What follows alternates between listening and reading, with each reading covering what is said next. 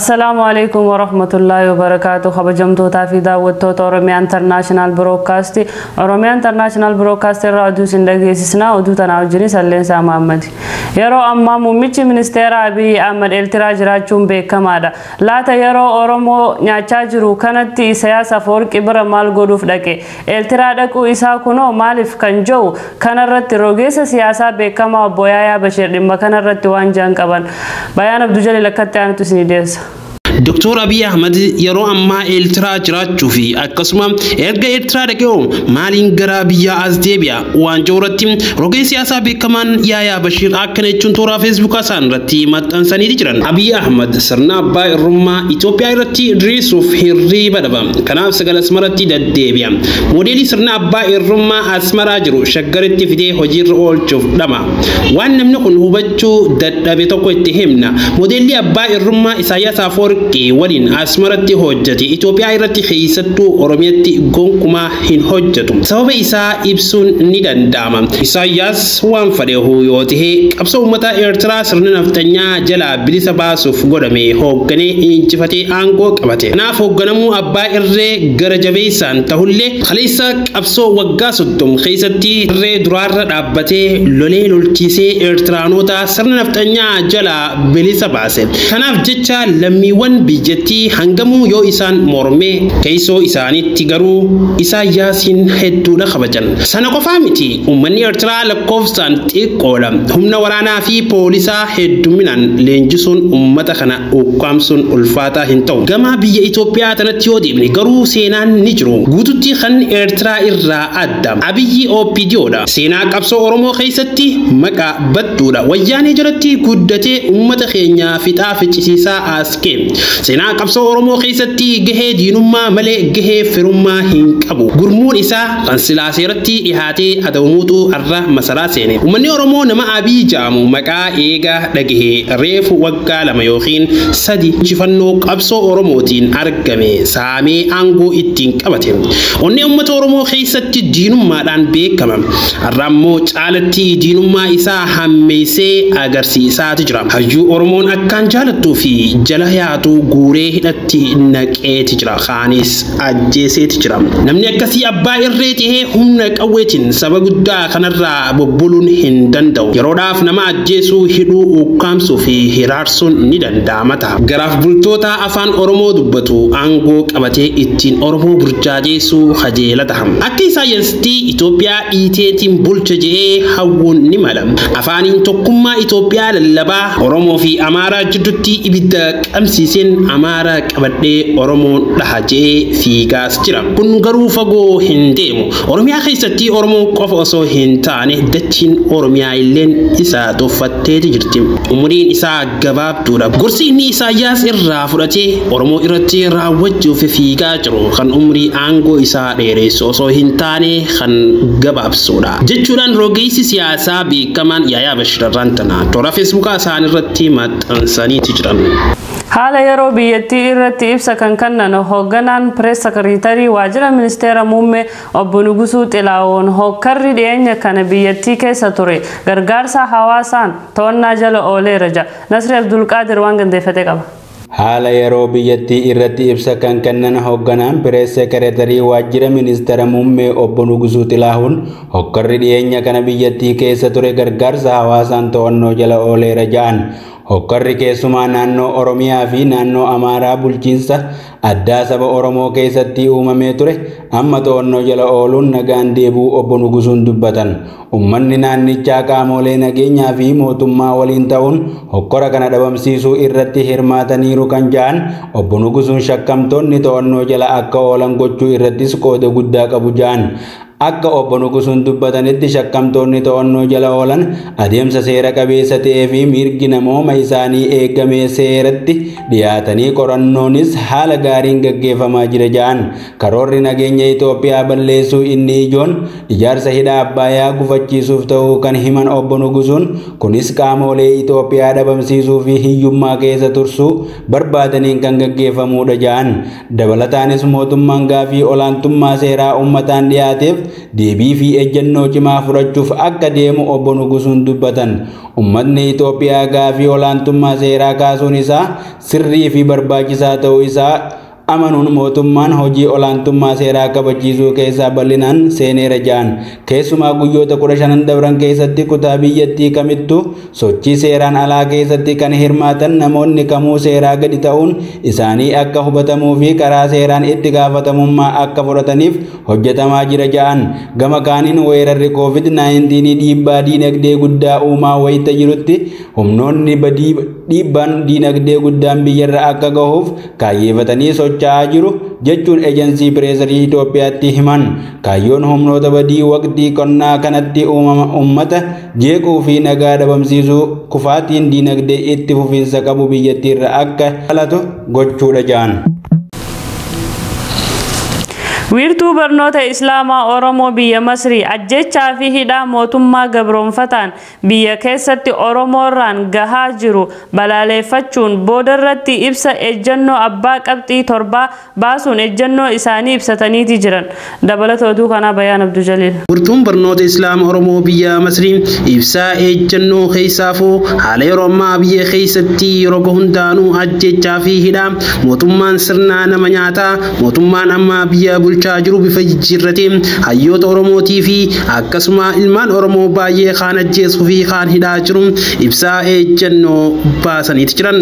Ibsa ejjennoo isaanii kanaan durattis wanni isaan tursan warra haqa hordofee irratti nageenyi haa jiraatu jechuudhaan ibsa ejjennoo isaanii dursan. Daansuunaan akkana jedhan akkuma hundi keenya yaadannu halkan Juun 29 bara 2020 artistii Haacaaluu Hundeessaa haala suukanneessaan ajjeefamee ture jedhan. Osoo hojiin adda dabalataa biroo irraa eegamuu hacceen umrii dargaggummaatti qaxaraa cabuun gadda jabaa fiddee jaaniiti jiran.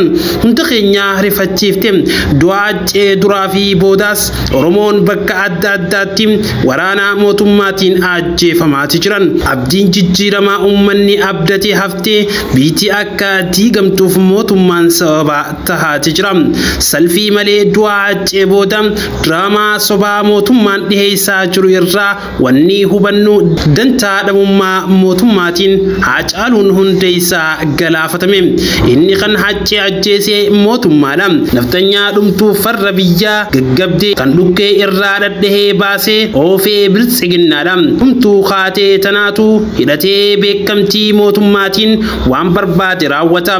Yeroo qabsoon teenyaa bakka geessee hafuura fudhanna jennee kanatti bobaa mootummaa jalatti yartuun onnee hortee dirratti qaroo ummata ajjeesuun tuffii daangaa dabarte. Diinni keenya mootummaa biltsiginnaa tahuu labsina. Haacaaluun Hundeessaa mootummaatu ajjeese gaafa jennu lafa kaaneetii miti. Du'a artistii Haacaaluun hordofee waan mootummaan fayyadame ilaala. Jabaa isaa mormuu saaxilaa siyaasaa Jawaar Mahammadii fi obbo Baqqalaa Garbaa fa'aa dabalatee hayyoota hedduu hidhe. Himata sobaa itti banee akka isaan mana hidhaatti hin baanes irratti hojjechaati jira. Miidiyaa fi ijaa fi gurra ummataatiin Oromiyaa miidiyaa neetwoorkii qilleensa irraa qaarsuun kajeele. Waajjira OMN saamee gaazexeessota hedduu hidhe. Maatii isaaniitiis marsee dararaati jira. Sobaa biltsiginnaan ooftu malee haqni akka hin dhagahamne godhuu isaati. Paartileen siyaasaa jaalala ummataa horatan Oromiyaa keessatti akka hin sossoone oggure. Miseensota paartichaa hidhe garii itti bilbilee irree isaa garsiifatuun ummataan adda fageessuuf sossodaachisaa jira. Maqaa shanee balleessuutiin aanaa fi ganda hunda keessa waraana bobbaasee saamichaaf tumichaa raawwataati jira. Hawaasni akka hin jiraanne ibiddaan danqaati jira. Kana malees namoota hayyamaa qawwee qabanillee hiikkachiisaa akka jiru beekamaadha. Barattoonni abbootiin qabeenyaa Oromootis hojii idilee isaanii irraa akka baqatan dhiibbaa taasisaati jira. Oromoonni gamtaan hojjetan afooshaaleen osoo hin hafin doorsisaati jira. Eegaa hojiin fokkottuun qalbii Oromootaa jaamsee kaayyoo isaattiin gahuu mootummaan raawwataati jiru hedduudha. Mormaa biltsiginnaa tahuun hidhaa fi du'aaf akka nama saaxilu ibsate. Uummanni fedhuu baatus as booda Itoophiyaan kan bulchuu qabu qabu bilsigina qofatahu awaaje jalqabbii abbaa irree Itoophiyaatti argaati jirra waan nama kofalchiisu yeroo tanatti bilsiginaan ummata cabsitee bulchuuf tattaafachaati jirti amma akkana yaadu isaanii kanarraa dargii fi naftanyaa caalaa bilsiginaan hamoo tahuu hubanna sirna hamaa eenyuufillee kabaja hin kennineetu hidda gad jabeeffataa jira ijji tana arguu dhabde tan mutaan qotanii if keessaa darbanii sirni kun mormaa jabaa duraan sodaate hidheetii jira maqaa seeraa kabachiisuu jechuun seera cabsee hayyoota gataati jira qotee bulaa irrattis mana gubee abbootii qabeenyaa Oromoo khasaarsee Oromiyaas kukkutee cicciree diina gurushe warra gufuunatti tahan jee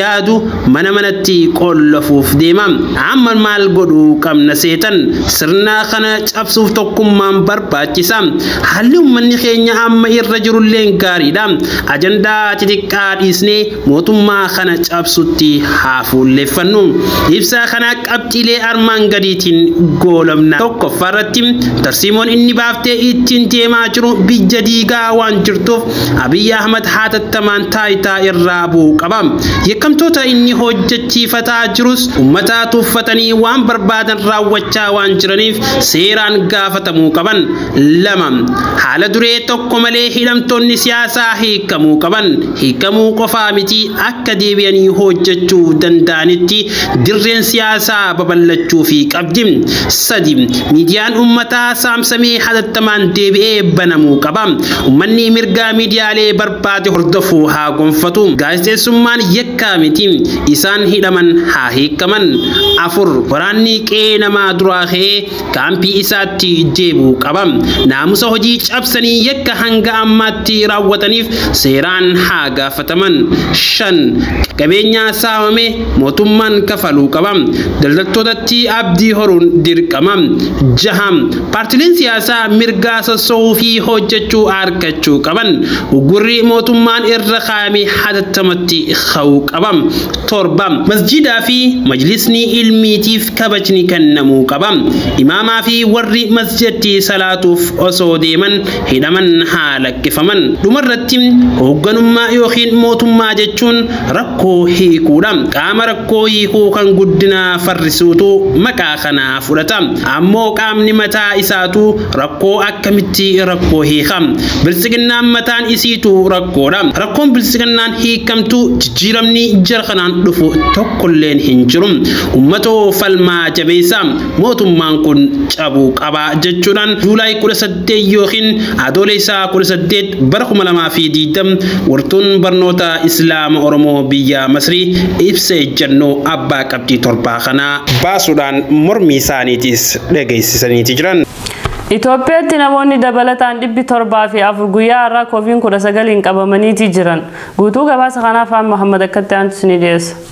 Qorannoo isaa 24 dabran keessatti raawwatameen namoota 704 irratti vaayirasichi argamu ministeerri fayyaa beeksiseeti jira. Lakkoofsi namoota isaa 24 dabran qoratamanii 7334 yoo ta'an namoota haaraan qabaman keessaa 550 akka Finfinnee irraa 39 Tigraay irraa 30 Oromiyaa irraa 26 Gaambeellaa irraa 20 takka Amaaraa irraa 10 takka Sidaama irraa 10 Dirree Dhawaa irraa 5 Beenishaangul Gumuz irraa yoo ta'an Affaar Somaalee fi Harariin 3 galmeessaniiti jiran kan hafan lamaan ummatoota kibbaa yoo ta'an kanaanis lakkoofsi namoota waliigala namoota vaayirasichaan qabamanii 10,307 gaheeti jira namoota 3 lubbuu isaanii kan dhaban yoo ta'an kunis lakkoofsa namoota du'anii 170 gaheeti jira gama kaaniin namootni haaraan 196 dhibee kanarraa kan dandamatan yoo ta'an lakkoofsi namoota hanga ammaatti fayyanii 5,137 gaheeti jira. Egaa daawwattoota keenya oduun irraaf qabanne kanuma hanga oduu biraatiin walitti deebinu. Assalaamu alaykum warahmatullahi